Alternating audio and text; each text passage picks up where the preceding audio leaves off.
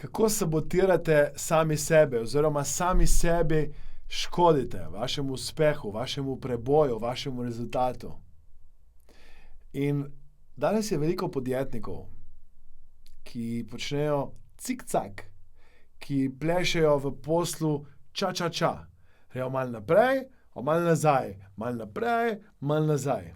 In zapomnite si nekaj, da s tem, ko plešete ča, s tem, ko sabotirate sami sebe, s tem, ko dobite priložnosti in jo ne izkoristite, s tem, ko namesto, da bi šli naprej, hodite malo naprej, malo nazaj, malo naprej, malo nazaj, sami sebi škodite, sami sebi ne pomagate do cilja, rezultata, ki ga radi. In zakaj to počnete, je drugo vprašanje. Vprašanje, ki bi ga jaz vam rad postavil, je: nekoga ste orientirani.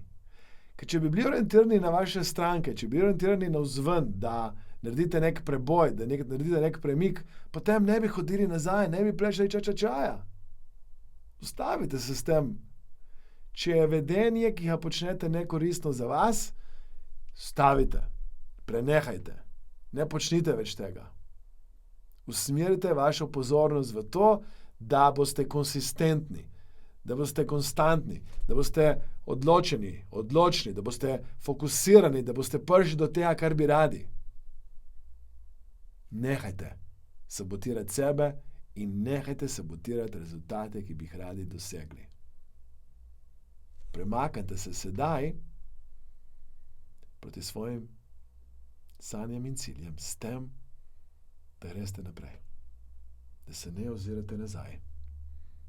Da greste naprej. Vesel bom, da slišim vašo povratno informacijo. Vesel bom tega, da poveste, kako vam je ta coaching vprašanje bilo všeč. Všečkajte, delite, komentirajte. Hvala lepa.